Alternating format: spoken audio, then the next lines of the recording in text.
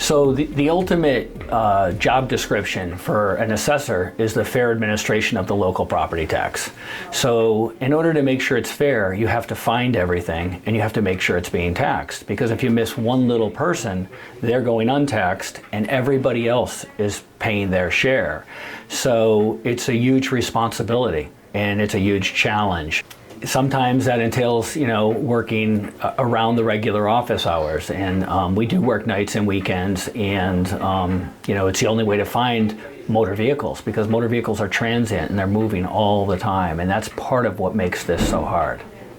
So when I first came back to Connecticut from New Jersey, I was shocked to find out we tax cars, because in New Jersey they don't. And at first I thought, you just tax what DMV gives you, because every year Department of Motor Vehicles will give a list to every town in the state showing them every vehicle that was registered in their town with DMV on October 1st. But that doesn't hand you the cars that may be running plates from another state. And the first time I sort of became aware of the tax evasion aspect was when I started getting letters from DMV. I used to get letters from the Property Tax Compliance Unit, it was the Registration Compliance Unit. And they would send us a letter and say, we recently became aware that this person has a vehicle with out-of-state plates. And they would also send the person a letter that told them they had 30 days to register their vehicle in Connecticut, otherwise they were going to be issued a summons, and they would provide us a copy of that letter. I used to grab that letter and I created my own form letter to the taxpayer and said, I recently became aware from DMV that you have a vehicle with out-of-state plates. Pursuant to 12-71, that vehicle is taxable. You have to declare it to our office on a declaration, because while DMV gives us every vehicle that's registered on October 1st, if you have a vehicle that's not registered with the Department of Motor Vehicles, the law requires you to declare that to us on a personal property declaration, which is also known as Form M15. It's due once a year by every November 1st in our office.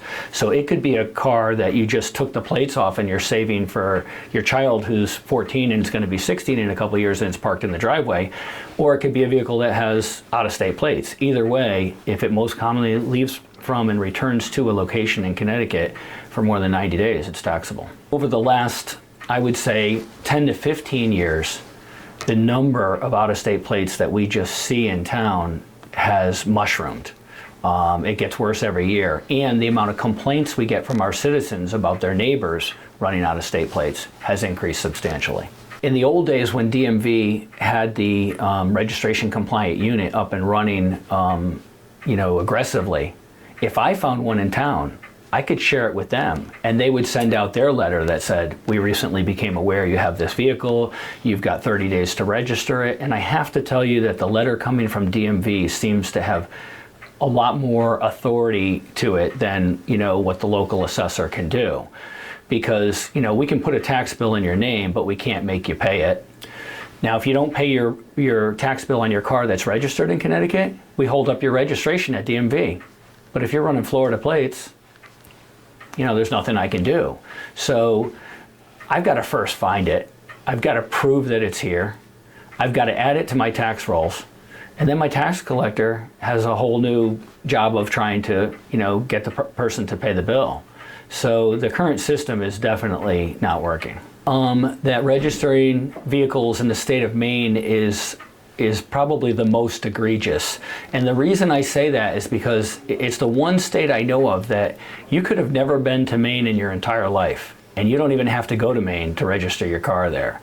Maine actually has somewhat called it economic development in some of the paraphernalia that they've released. They're well aware that they have a lot of people registering their cars in Maine from out of state, and they're happy to collect those fees.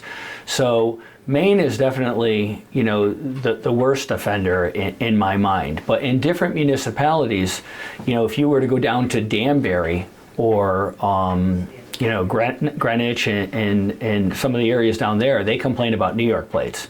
I mean, they're right on the border, and I think it's very easy for them, to register in New York. Some of my other colleagues, complain about Florida plates being, the number one offender. But I think Maine, Florida, and New York are the biggest that we have right now. Now, Rhode Island has also struggled with this battle, and they finally decided to stop taxing motor vehicles. They were supposed to stop next year, but I guess they used like ARPA funds and whatnot and found a way to cut it out just this past year. So, Stonington is right on the other side of Westerly. It won't be long before we start to see, more Rhode Island plates, because if people find an easy, quick way to, avoid paying the tax bill. And, part of the other problem is we've become very reliant on motor vehicle taxes. A nice car in the $40,000 to $50,000 range can end up being an $800 tax bill. So it's not like, it's an insignificant amount of money. It is, especially when you have multiple vehicles, and that's what makes it so enticing and tempting for people to do their best to avoid it. So now we've identified what the problem is, and I think everybody knows it and everybody's talking about it. How do we fix it? And that's a great question, and it's a difficult one to answer, because assessors only have so much teeth, and so many tools that they can use in the tool chest, so to speak. And DMV has a role in this, I believe, and law enforcement has a role, I believe. I think if the average police officer was being told from a supervisor that this is something we want you to ask a few more questions when you pull somebody over with an out-of-state plate, especially if they have a Connecticut license, because some of them do. I think those are some of the ways it could be addressed. But at the end of the day, until everyone gets in the room and sits down and talks and understands what the problem is and why it's a problem, because I think some people think this is just a local taxation issue. And I've even had representatives from DMV say that to us. It's not our job to help you collect taxes. And while you could say that that's true, everyone at DMV, every police officer, and every assessor all receive a paycheck that are paid for with public funds, taxpayer dollars. And these are taxpayer dollars that we're talking about. And it's not just taxation on the local level. It's DMV is losing out on all those re-registrations. I just registered a vehicle the other day, and with all the fees that they add on and whatnot, it was like $176 for the next 2 years.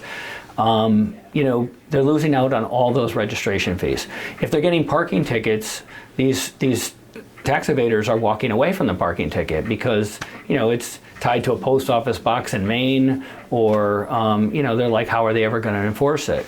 Then if you live in Hartford or Bridgeport or New Haven or one of the big cities, your motor vehicle insurance is a lot higher than some of the suburbs. So it makes sense for, hey, I might as well insure it, in Maine, where it's going to be a much lesser insurance bill. So now you have, your local insurance agents are losing out on sales, which is money that's not in our economy here in Connecticut. It's revenue that they're not declaring for Connecticut state income tax. And sometimes the vehicle's even being purchased out of state, or so sales tax and or a purchase is leaving Connecticut. There's no doubt in my mind that it's millions of dollars that we're talking about. And it's frustrating sometimes because I go to the Capitol and testify on some of these issues, and I'll hear a particular state rep or senator take exception to a different bill that I'm not there to talk about because it's going to cost their town $68,000 a year. And, that's where, what's the old saying, shaking my head, it's like there's a lot of money here, and we've been talking about it for a lot of years, but nothing's getting done. And each year that something doesn't get done, the revenue loss grows because more and more people are getting on that bandwagon.